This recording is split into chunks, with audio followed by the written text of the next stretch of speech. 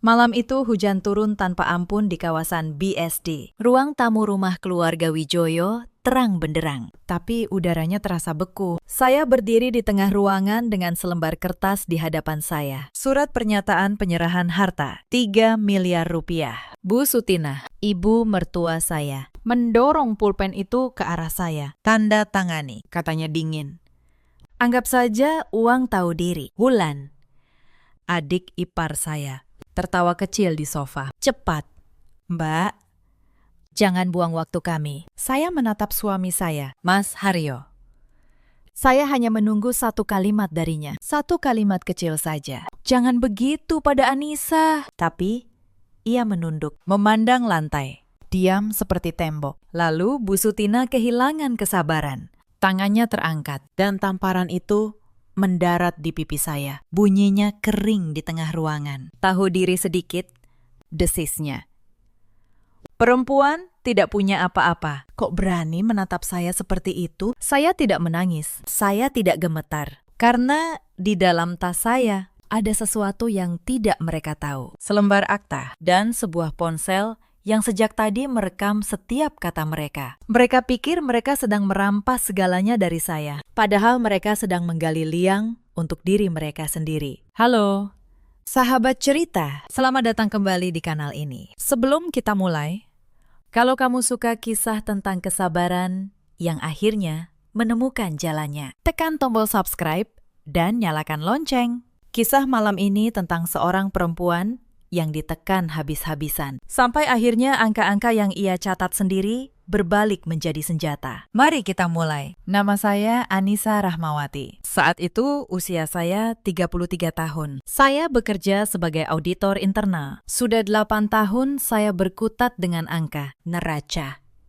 dan laporan keuangan. Pekerjaan saya sederhana, memastikan setiap rupiah yang masuk dan keluar punya catatan yang benar. Saya menikah dengan Mas Haryo 5 tahun lalu. Ia anak sulung keluarga Wijoyo, keluarga yang punya sebuah pabrik mebel kecil di pinggiran kota. Saat kami menikah, pabrik itu sedang sekarat. Hutang menumpuk, pembukuan berantakan, dan tidak ada satupun yang mengerti laporan keuangan. Bu Sutina, ibu mertua saya, adalah pemilik nama di atas kertas, tapi ia tidak bisa membaca neraca sama sekali. Mas Haryo disebut direktur, padahal ia hanya menandatangani apa yang ibunya suruh. Maka sayalah yang turun tangan. Saya masih ingat tahun-tahun pertama pernikahan. Saat itu, Bu Sutina belum sekejam sekarang. Ketika pabrik masih sekarat, ia bersikap manis pada saya. Ia memanggil saya anak, menyuguhi saya teh, dan memuji kepandaian saya mengurus angka. Untung ada Anissa, katanya dulu,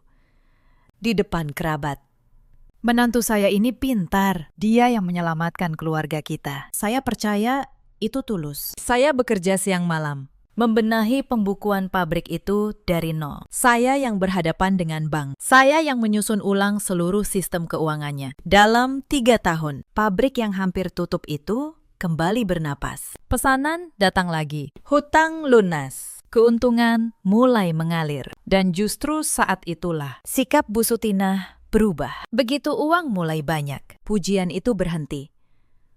Berganti dengan perintah, omelan, dan penghinaan. Saya baru mengerti kemudian. Ia manis pada saya selama ia membutuhkan saya. Begitu pabrik aman, saya tak lebih dari alat yang sudah selesai dipakai. Tapi tidak ada yang mengucapkan terima kasih lagi. Di mata Bu Sutina, saya tetaplah menantu dan menantu baginya adalah pelayan yang kebetulan bisa berhitung. Rumah tempat kami tinggal ada di BSD, sebuah rumah 2 lantai yang cukup besar. Rumah itu dibeli 3 tahun lalu, saat pabrik mulai untung. Saya ingat betul prosesnya, karena sayalah yang mengurus semua dokumennya. Tapi saat itu, saya belum tahu betapa pentingnya satu detail kecil di dalam akta rumah itu.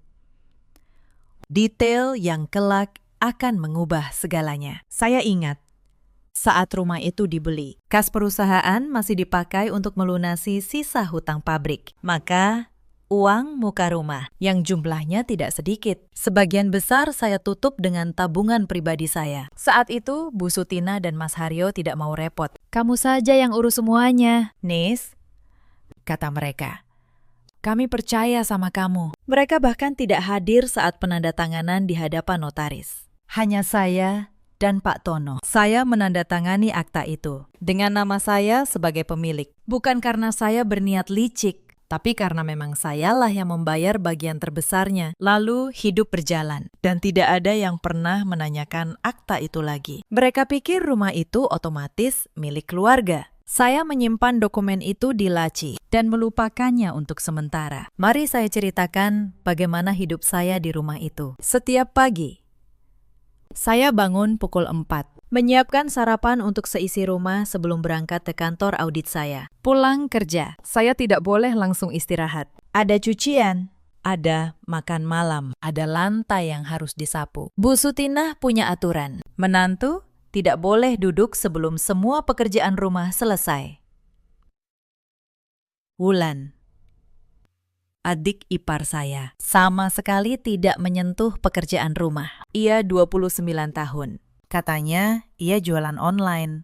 Tapi sebagian besar waktunya dihabiskan untuk berbelanja dan memamerkan barang baru. Setiap kali saya pulang lelah, Wulan akan duduk di sofa sambil bermain ponsel, lalu melempar komentar pedas. "Mbak Anissa itu kerja melulu alasannya. Sudah 5 tahun jadi menantu. Menyapu lantai saja masih belang-belang, saya hanya diam.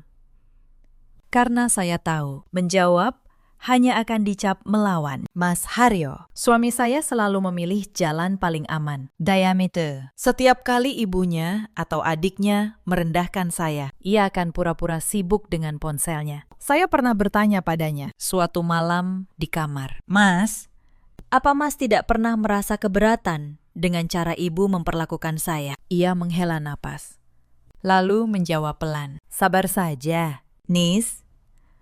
Ibu sudah tua, nanti juga berubah." Tapi Bu Sutinah tidak pernah berubah. Dan kesabaran saya perlahan mulai menemukan batasnya. Pernah, suatu malam, saya benar-benar ingin pergi. Saya sudah mengemas sebagian baju ke dalam koper. Tapi saya berhenti di depan pintu kamar. Saya teringat para karyawan pabrik. Saya teringat Mbak Asih, pembantu rumah yang sudah tua, yang selalu diam-diam menyisihkan makanan untuk saya saat saya belum sempat makan. Kalau saya pergi begitu saja, semuanya akan kacau. Dan saya akan pergi dengan tangan kosong, dianggap sebagai menantu yang kabur. Maka saya mengurungkan niat. Saya kembalikan baju-baju itu ke lemari. Bukan karena saya takut, tapi karena saya tahu kalau saya pergi, saya harus pergi dengan cara saya sendiri, dengan kepala tegak, bukan dengan air mata. Yang membuat saya bertahan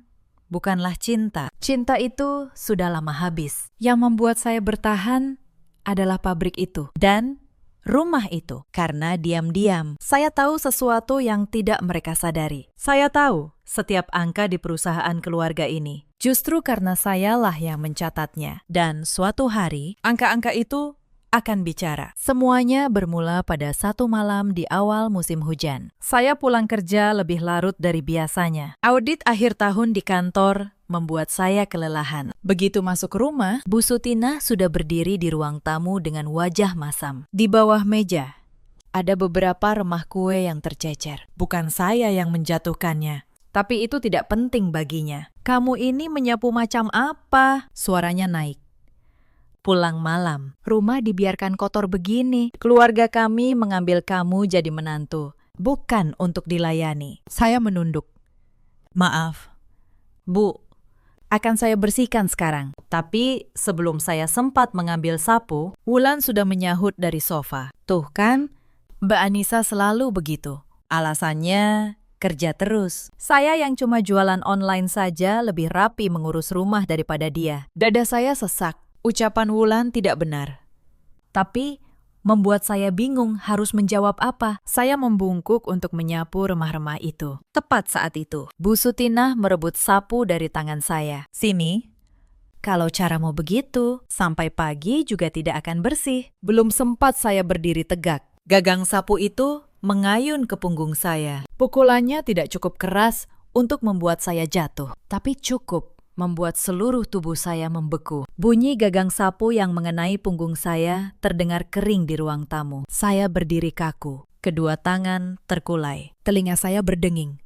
Pukulan itu tidak seberapa sakitnya, tapi rasa malunya menusuk sampai ke leher. Usia saya sudah lebih dari 30 tahun. Saya istri dari anaknya selama 5 tahun. Saya yang membenahi pabrik keluarga ini. Saya yang berhadapan dengan bank untuk mereka. Tapi hanya karena beberapa remah kue, ia memukul saya di depan suami dan adik ipar saya. Saya menoleh ke arah Mas Haryo. Ia duduk di meja makan, memegang ponsel. Wajahnya menunduk, seolah tidak mendengar apa-apa. Saya hanya menunggu satu kalimat darinya. Satu kalimat kecil saja. Jangan begitu pada Anissa. Tapi ia tetap diam. Keheningannya terasa lebih dingin daripada hujan di luar. Malam itu, saya tidur memunggungi suami saya. Dan untuk pertama kalinya, saya tidak menangis. Saya hanya berpikir, tenang, dingin, penuh perhitungan. Beberapa hari setelah kejadian sapu itu, Wulan datang ke kamar saya. Kali ini dengan wajah manis. Mbak, pinjam uang dong, 15 juta. Buat modal jualan. Nanti pasti saya kembalikan. Saya tahu betul, ini bukan pertama kalinya. Sudah 3 kali Wulan meminjam uang. Tidak ada satupun yang ia kembalikan. Tapi saya memberinya lagi. Bukan karena percaya, tapi karena saya ingin tahu sampai mana ia akan melangkah. 2 minggu kemudian, saya melihat unggahan Wulan. Tas baru, sepatu baru. Makan di restoran mahal. 15 juta yang katanya untuk modal jualan. Ternyata habis untuk gaya hidup. Saat saya menagih dengan halus, Wulan malah tersinggung. Ya ampun, Mbak, cuma 15 juta saja diungkit-ungkit. Pelit banget jadi orang. Pantas saja ibu sebal sama Mbak. Saya tidak membalas. Saya hanya mencatat tanggal, jumlah, dan janji yang tidak pernah ia tepati. Karena saya tahu suatu hari semua catatan ini akan berguna. Tekanan itu tidak berhenti pada uang. Suatu sore, keluarga besar Wijoyo berkumpul untuk arisan di rumah. Di depan semua kerabat, Bu Sutinah memamerkan Wulan. Anak saya yang ini pintar cari uang sendiri. Jualan online, laris. Lalu ia menoleh ke saya dengan nada merendahkan. Kalau yang ini, menantu saya. Kerja kantoran katanya, tapi mengurus rumah saja masih belang-belang. Para kerabat tertawa kecil. Saya hanya tersenyum tipis, menahan panas di dada. Salah satu kerabat, Bu Ratna, bertanya pada saya, Anissa, kerja di mana? Tuh. Belum sempat saya menjawab, Bu Sutinah memotong. Kerjanya tidak jelas, cuma jadi tukang hitung-hitung di kantor kecil. Tukang hitung-hitung, itulah cara ia menyebut profesi saya. Saya seorang auditor bersertifikat yang menyelamatkan pabrik keluarganya dari kebangkrutan. Tapi di mulutnya, saya hanya tukang hitung-hitung. Saya menelan semua itu karena saya tahu kata-kata tidak akan menang melawan orang yang menutup telinga. Yang menang adalah bukti, dan bukti saya punya. Beberapa hari kemudian, masalah baru datang. Pagi itu, di meja makan, Bu Sutinah mengeluarkan keputusan yang sudah ia rancang. Anissa, mulai bulan depan, kamu berhenti kerja. Saya mengangkat wajah. Berhenti. Bu, kenapa? Perempuan yang sudah menikah itu di rumah saja, mengurus suami, mengurus keluarga. Pekerjaanmu di kantor itu hanya membuat kamu sok pintar. Saya menatap Mas Haryo. Ia mengaduk teh.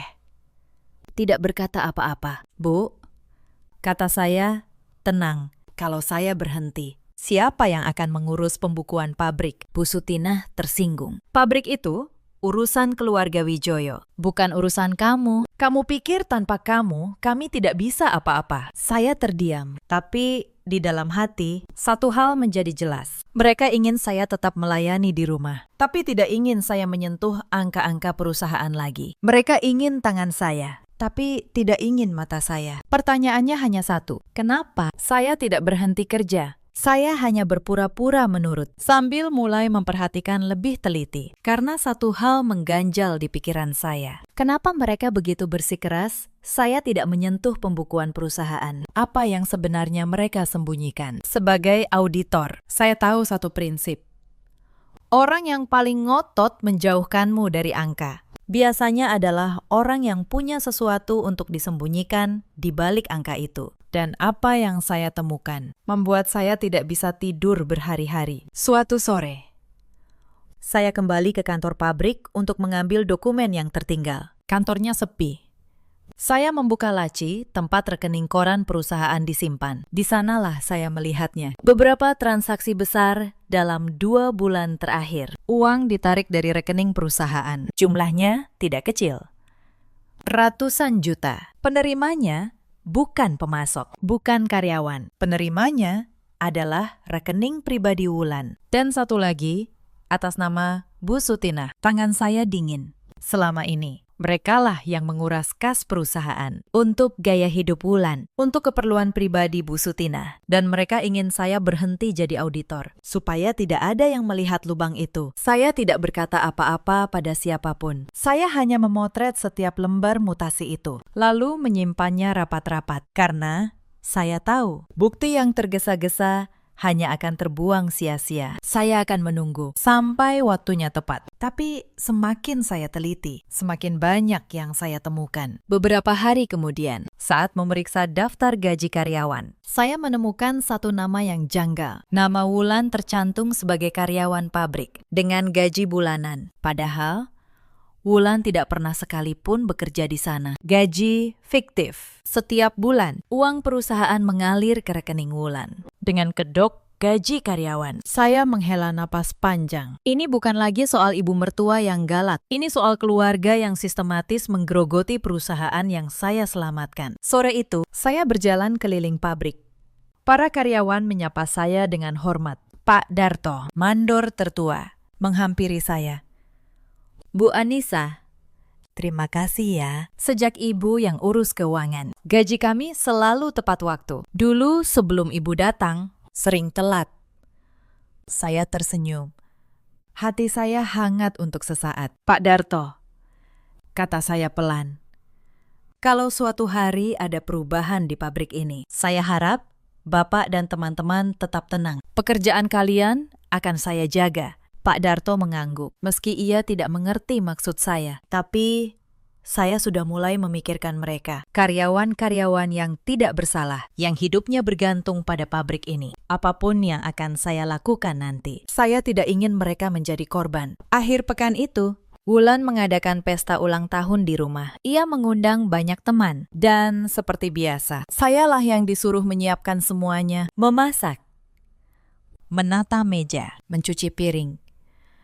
Di hadapan teman-temannya, Wulan memperkenalkan saya dengan nada yang membuat dada saya panas. Oh, itu menantu di rumah ini. Kebetulan bisa masak, jadi sekalian saja bantu-bantu. Teman-temannya menatap saya seperti menatap pelayan. Ada yang bahkan menyodorkan piring kotor sambil berkata, "Mbak, tolong cucikan ya." Saya mengambil piring itu. Tangan saya tenang, tapi di dalam sesuatu sudah bulat. Saat itu, saya sedang menyelesaikan audit yang akan membongkar seluruh keluarga ini. Saya memegang bukti yang bisa meruntuhkan mereka, tapi mereka masih menyodorkan piring kotor ke tangan saya, mengira saya tidak punya apa-apa. Saya tersenyum sopan.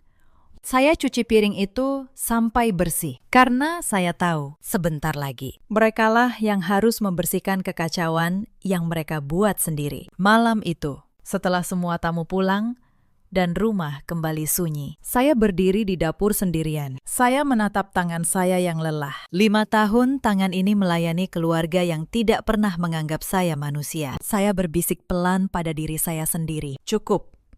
Sudah cukup. Mulai besok, saya akan menyiapkan langkah terakhir. Beberapa malam kemudian, saya tidak sengaja mendengar percakapan di ruang keluarga. Suara Bu Sutina, pelan tapi jelas. "Haryo, kamu harus tegas. Ceraikan Anissa. Tapi sebelum itu, kita kuras dulu tabungannya. Perempuan itu pasti punya simpanan banyak." Lalu, suara Mas Haryo, suami saya. "Iya, Bu, Nanti saya atur. Yang penting, ibu jangan terlalu kasar dulu, biar dia tidak curiga. Saya berdiri di balik dinding. Dada saya dingin. Jadi, suami saya bukan hanya diam. Ia ikut merencanakan. Ia bagian dari semua ini sejak awal. Selama ini, saya pikir Mas Haryo hanya lemah. Ternyata, ia bukan lemah. Ia memilih. Dan ia memilih ibunya, bukan saya. Malam itu, sisa rasa sayang terakhir yang masih saya simpan untuknya padam total.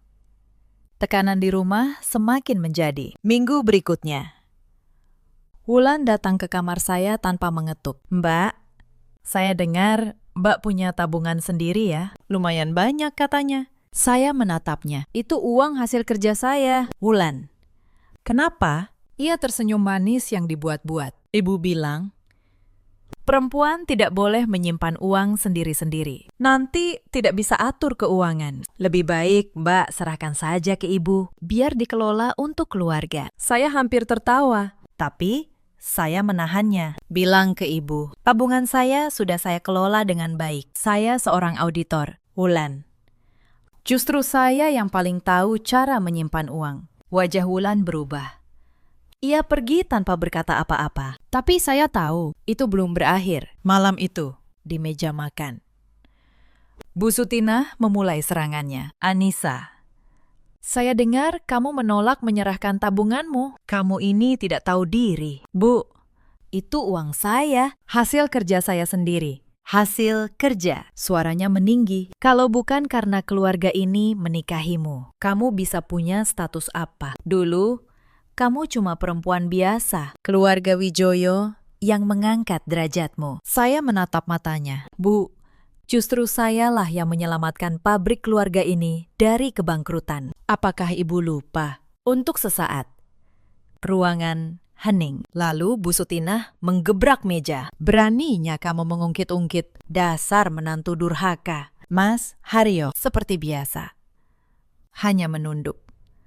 Saya berdiri, meninggalkan makan malam yang tidak saya sentuh. Di kamar, saya duduk di tepi ranjang. Saya tarik napas panjang. Mereka mengincar tabungan saya. Mereka mengincar setiap rupiah yang saya punya. Tapi mereka tidak tahu bahwa saya memegang sesuatu yang jauh lebih berharga daripada tabungan itu. Sebuah dokumen yang sejak dulu saya simpan. Dan belum pernah saya tunjukkan pada siapapun. Saya belum membukanya. Belum waktunya. Beberapa hari kemudian, masalah di pabrik mulai terlihat ke permukaan. Sore itu, seorang pemasok kayu datang ke rumah. Wajahnya tegang. Bu Sutinah, katanya, tagihan bulan lalu belum dibayar. Sudah jatuh tempo 2 minggu. Kalau tidak dilunasi, saya hentikan pasokan. Bu Sutinah panik. Ia tidak mengerti kenapa kas perusahaan tiba-tiba kosong, padahal pesanan sedang ramai. Tentu saja, ia tidak mengerti, karena uang itu sudah ia dan Wulan tarik untuk keperluan pribadi. Saya berdiri di dapur, mendengar semuanya. Saya tahu persis berapa sisa kas perusahaan saat itu. Hampir tidak ada. Bu Sutinah menoleh ke saya, dengan nada yang mendadak melunak. Anissa, kamu kan ngerti soal beginian. Coba urus dulu pemasok itu. Saya hampir tertawa saat butuh. Saya tiba-tiba menjadi orang yang ngerti saat tidak butuh. Saya hanya menantu yang harus tahu diri. Tapi saya tidak menolak. Saya temui pemasok itu. Dan saya minta perpanjangan waktu 1 minggu. Bukan untuk menyelamatkan mereka, tapi untuk menjaga karyawan pabrik yang tidak bersalah agar tetap bisa bekerja. Malam itu, saya semakin yakin perusahaan ini sedang digrogoti dari dalam. Dan saya satu-satunya yang melihatnya. Lebaran datang 2 minggu kemudian. Setiap tahun, beban itu jatuh ke pundak saya. Sayalah yang menyiapkan puluhan parcel untuk kerabat keluarga Wijoyo. Saya yang memasak opor, rendang, dan kue-kue kering sampai larut malam. Sementara Wulan hanya duduk, memotret hidangan. Lalu mengunggahnya ke media sosial, seolah ia yang membuatnya. Capek banget masak buat lebaran, tulis Wulan di status. Lengkap dengan foto rendang buatan saya. Komentar berdatangan memujinya. Wulan membalas dengan emoji bangga. Saya hanya melihatnya dari dapur. Tangan saya masih berbau bawang saat para tamu datang. Bu Sutinah memperkenalkan Wulan sebagai anak perempuan yang pandai memasak. Saya yang sejak subuh berkutat di dapur. Diperkenalkan sebagai menantu yang kebetulan membantu. Saya tersenyum sopan pada para tamu. Tapi di dalam, sesuatu sudah membeku. Saya menyadari satu hal. Di rumah ini, kerja keras saya selalu menjadi milik orang lain. Selesai Lebaran, ada kejadian yang membuat saya benar-benar membuka mata. Suatu malam, Bu Sutinah mengeluh dadanya sakit. Ia berbaring di kamar, mengerang. Saya panik. Saya hendak membawanya ke rumah sakit. Tapi Wulan menahan saya. Tidak usah berlebihan. Mbak, Ibu cuma masuk angin. Esok paginya, Bu Sutinah sudah segar bugar. Bahkan ia bercerita pada tetangga sambil tertawa. Kemarin saya pura-pura sakit. Saya mau lihat. Si Anissa itu benar peduli atau cuma pura-pura? Saya mendengarnya dari balik pintu. Hati saya dingin.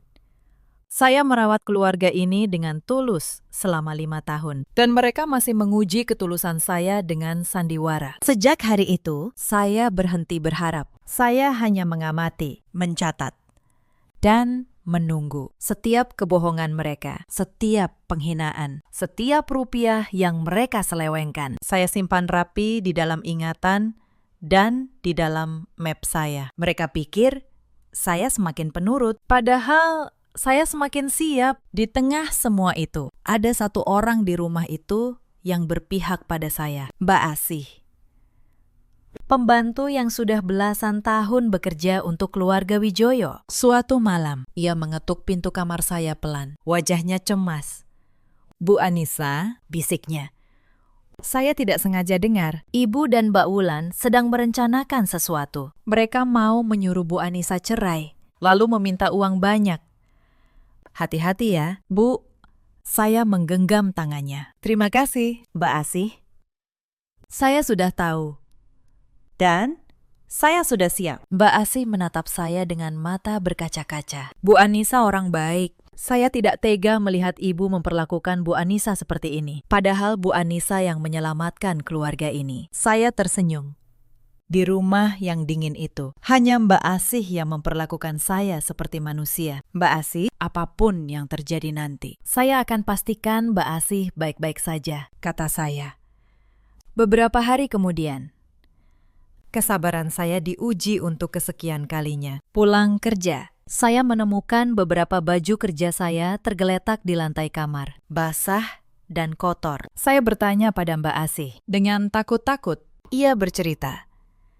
Tadi ibu masuk ke kamar Bu Anissa. Beliau bilang, baju-baju kantor ini bikin Bu Anissa sok sibuk. Lalu beliau lempar ke lantai dan siram air. Saya memungut baju-baju itu satu persatu. Tangan saya tidak gemetar. Ini hanya baju, bisa dicuci, bisa diganti. Tapi yang mereka injak bukan baju saya. Yang mereka injak adalah profesi saya, identitas saya.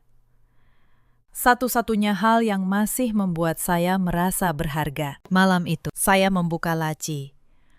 Saya pandangi map berisi foto-foto mutasi rekening, daftar gaji fiktif, dan akta rumah itu. Saya belum membukanya untuk menyerang, belum waktunya. Tapi saya tahu, waktu itu semakin dekat. Puncaknya datang seminggu kemudian. Pagi itu, Mas Haryo memanggil saya ke ruang tamu. Bu Sutinah dan Wulan sudah duduk di sana. Wajah suami saya tegang. Di tangannya ada selembar kertas. Nis, katanya.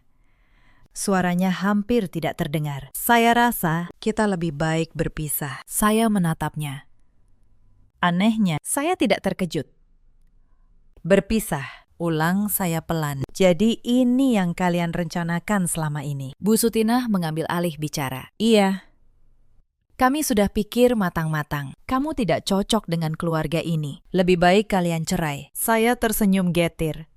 Baik, kalau itu mau kalian, saya tidak akan menahan. Tapi Bu Sutinah belum selesai. Ia mendorong selembar kertas lain ke arah saya. Tapi ada syaratnya. Kamu harus menyerahkan uang. Tahu diri, 3 miliar. Saya membeku. 3 miliar. Atas dasar apa? Jangan pakai kata atas dasar apa? Suaranya tajam. Kamu sudah 5 tahun jadi menantu keluarga ini. Makan dari dapur kami. Tinggal di rumah kami. Sekarang mau cerai. ya harus tahu diri. Bagi sedikit untuk keluarga ini, Wulan menambahkan dengan nada menghina. Lagi pula, Mbak, perempuan cerai pegang uang banyak sendirian itu jadi omongan orang. Mending serahkan saja ke kami. Saya menoleh ke Mas Haryo. Mas juga setuju dengan ini. Ia menunduk.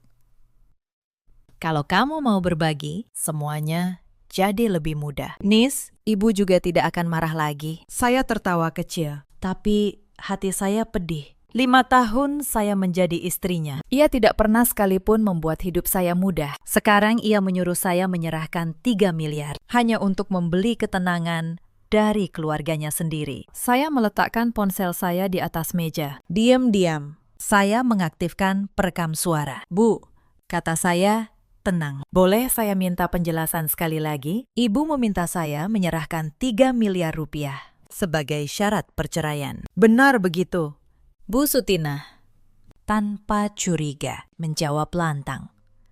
Iya, 3 miliar. Itu uang, tahu diri. Kalau tidak, jangan harap perceraian ini berjalan mudah. Rumah ini, pabrik ini, semuanya milik keluarga Wijoyo. Kamu tidak berhak apa-apa. Saya menatapnya lekat-lekat. Terima kasih atas penjelasannya.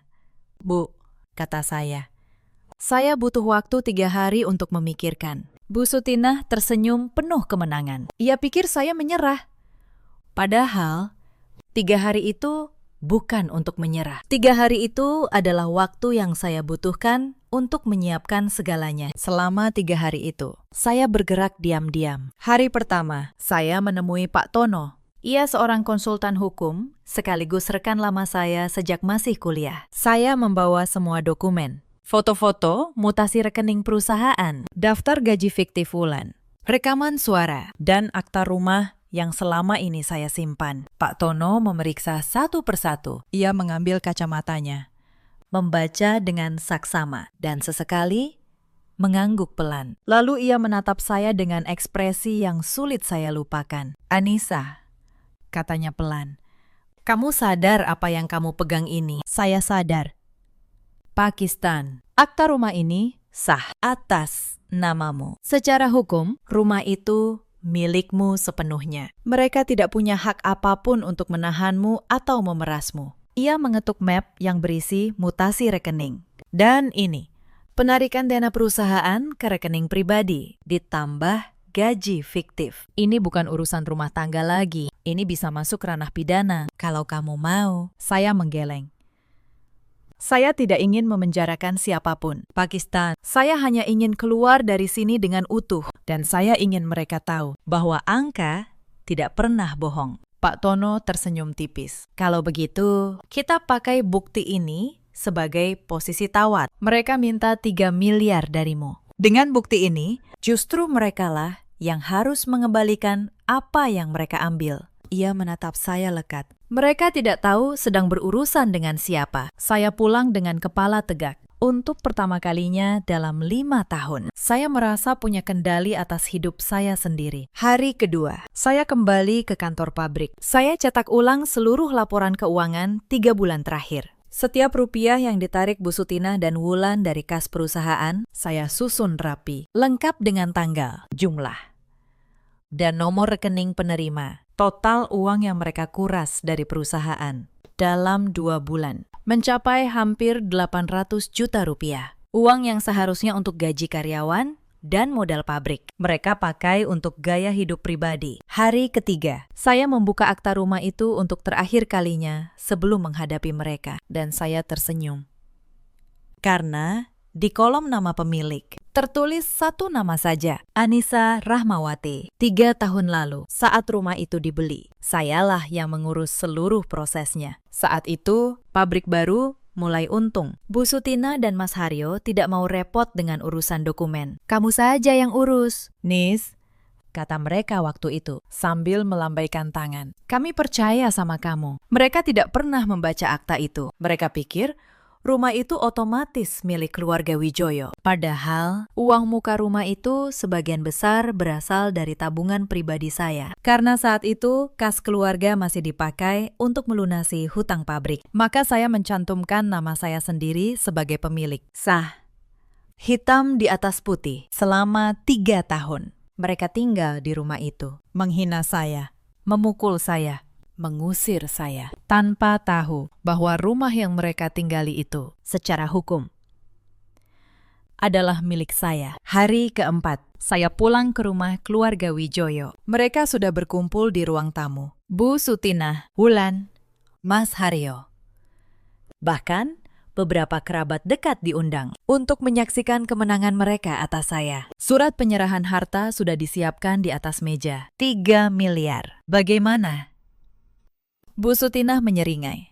Sudah siap tanda tangan? Saya berjalan tenang ke tengah ruangan. Saya letakkan tas saya di meja sebelum saya tanda tangan. Bu, kata saya. Ada beberapa hal yang ingin saya bereskan lebih dulu. Saya mengeluarkan map pertama. Saya buka. Ini laporan keuangan perusahaan 3 bulan terakhir yang saya audit sendiri. Wajah Bu Sutinah mulai berubah. Dalam 2 bulan terakhir, ada penarikan dari kas perusahaan sebesar hampir 800 juta rupiah ke rekening pribadi Ibu dan rekening Wulan. Ruangan mendadak hening. Uang itu seharusnya untuk gaji karyawan dan modal pabrik, tapi dipakai untuk keperluan pribadi. Dalam istilah saya sebagai auditor, ini namanya penggelapan dana perusahaan. Wulan berdiri. Wajahnya pucat. Mbak, jangan asal bicara. Saya tidak asal bicara. Wulan, saya angkat foto-foto mutasi rekening. Semua ada buktinya. Tanggal, jumlah, nomor rekening, lengkap. Lalu saya mengeluarkan 1 lembar lagi. Dan ini daftar gaji karyawan pabrik. Coba lihat. Wulan, ada namamu di sini sebagai karyawan dengan gaji bulanan. Wulan terpaku.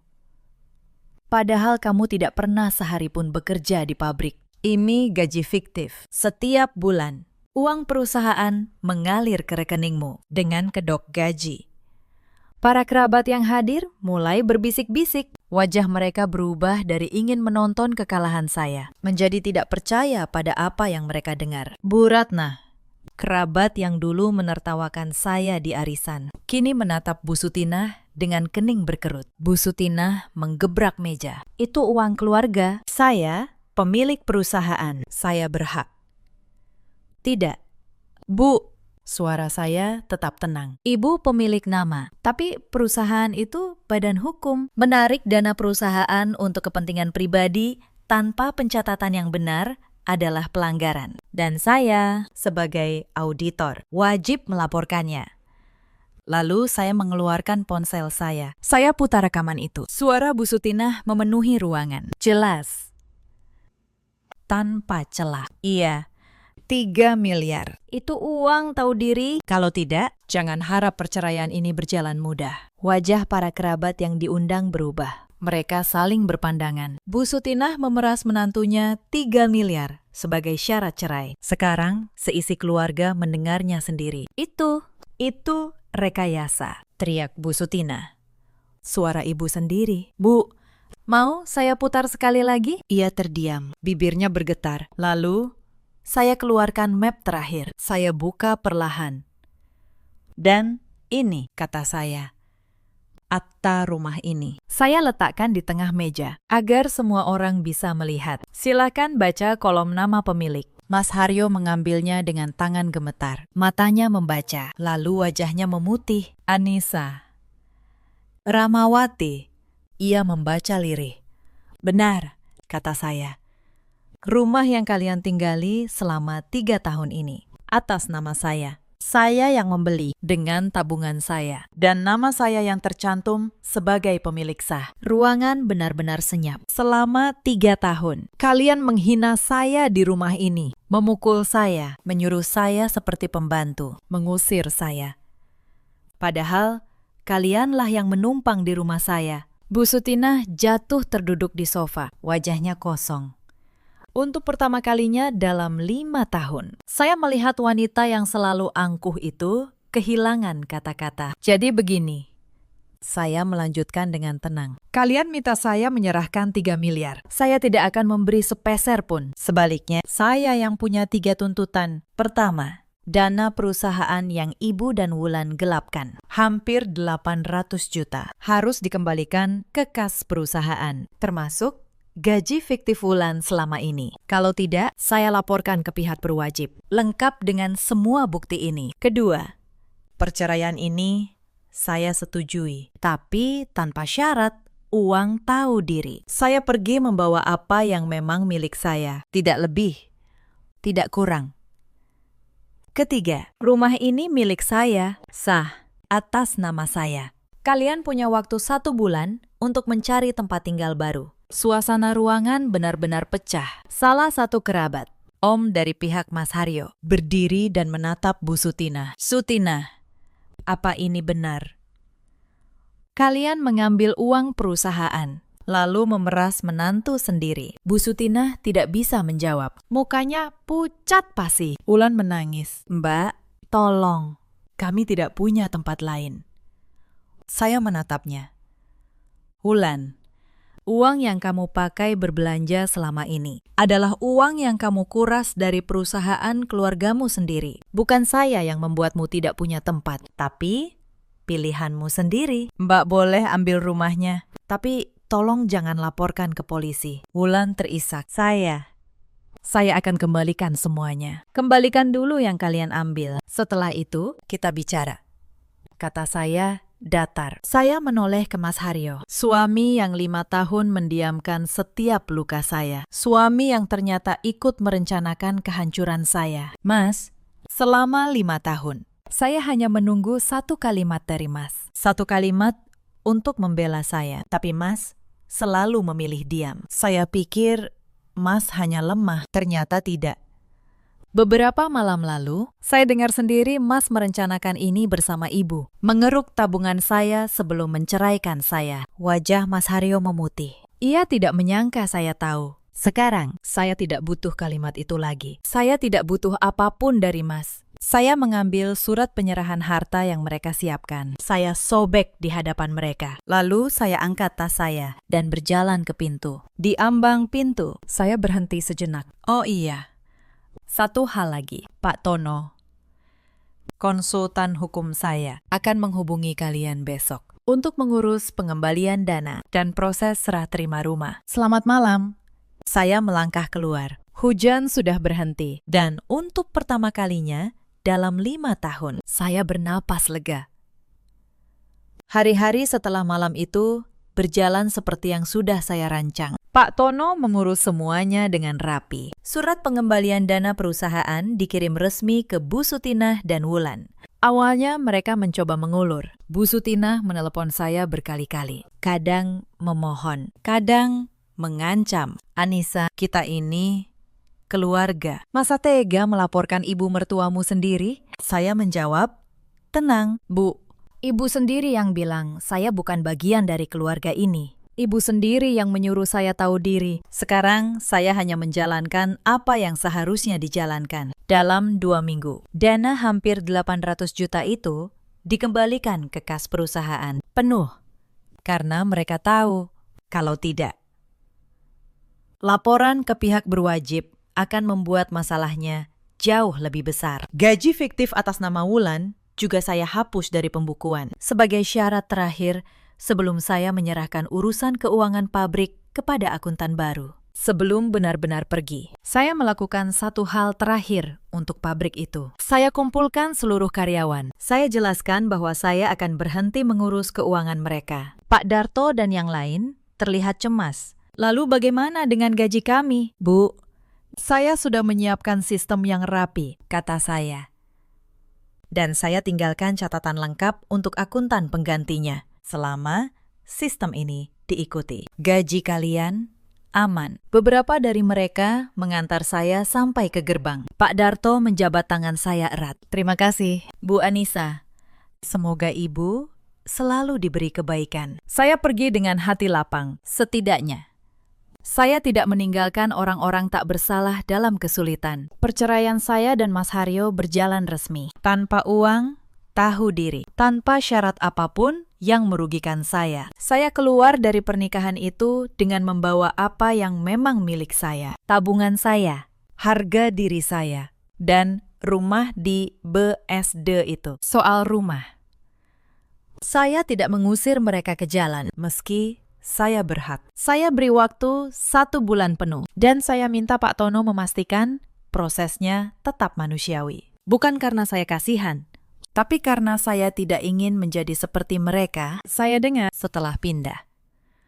Keluarga Wijoyo menyewa rumah kecil di pinggiran kota. Pabrik mebel itu, meski sudah saya tinggalkan sistem yang baik, tetap goyah karena Bu Sutinah kembali ikut campur tanpa mengerti angka. Bu Sutinah yang dulu begitu angkuh, kini harus menghitung setiap rupiah dengan tangannya sendiri. Dan ia baru tahu betapa sulitnya pekerjaan yang dulu ia remehkan. Wulan tidak bisa lagi berbelanja seperti dulu. Gaji fiktifnya hilang, sumber uangnya tertutup. Unggahan-unggahan mewahnya pun berhenti. Saya dengar ia sempat menghubungi saya beberapa kali, mencoba meminjam uang lagi. Saya tidak mengangkatnya. Dan Mas Haryo, saya dengar ia menyesal. Ia sempat mengirim pesan panjang, meminta maaf atas semua tahun yang ia habiskan dengan mendiamkan saya. Saya membaca pesan itu sekali, lalu saya hapus. Penyesalan yang datang terlambat hanyalah beban, bukan penebusan.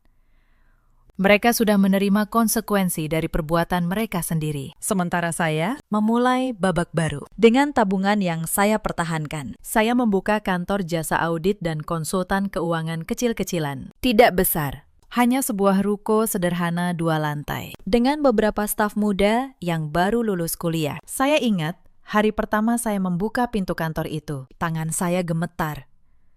Bukan karena takut, tapi karena haru. Untuk pertama kalinya, papan nama di depan pintu bertuliskan nama saya sendiri. Bukan keluarga Wijoyo. Bukan siapa-siapa, hanya nama saya. Mbak Asih yang akhirnya memilih ikut dengan saya setelah keluarga Wijoyo tidak lagi mampu menggajinya. Membantu saya menyiapkan kantor itu. Akhirnya Bu Anissa punya tempat sendiri, katanya sambil tersenyum.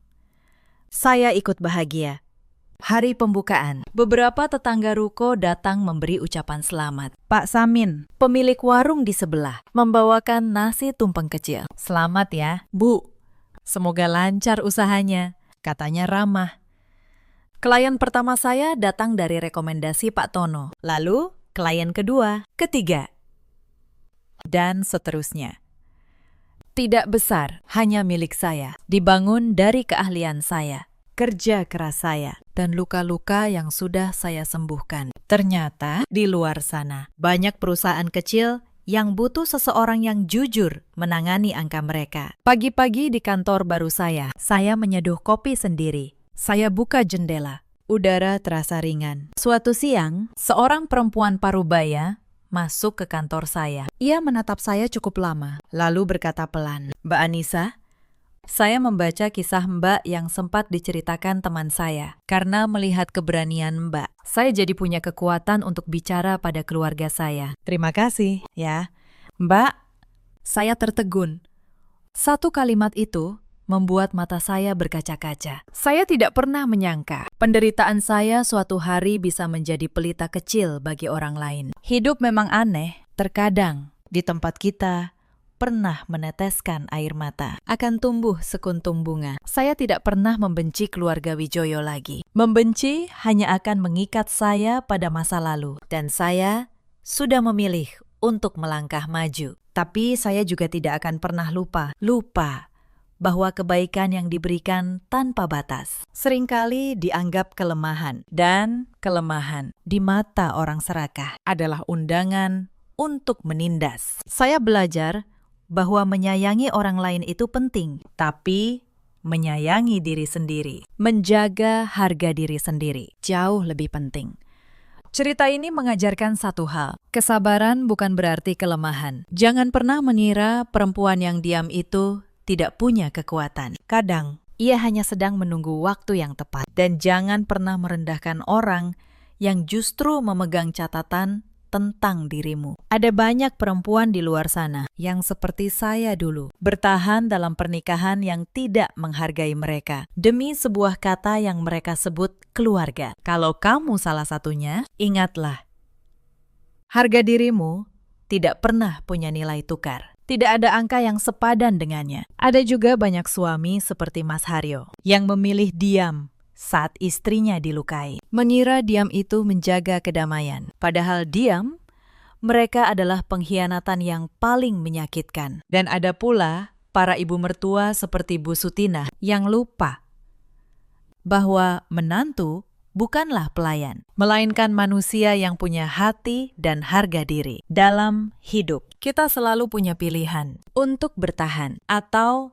untuk berdiri. Saya memilih berdiri dan saya tidak pernah menyesalinya. Kini, di kantor kecil saya, dikelilingi angka-angka yang jujur dan orang-orang yang menghargai saya. Saya akhirnya menemukan rumah saya. Sebuah rumah yang tidak dibangun dari tembok dan harta, tapi dari harga diri, ketenangan, dan keberanian untuk memulai kembali. Kalau kamu pernah berada di posisi yang sama, ceritakan kisahmu di kolom komentar. Mungkin keberanianmu akan menjadi pelita bagi orang lain juga. Terima kasih sudah menemani sampai akhir. Sampai jumpa di kisah berikutnya.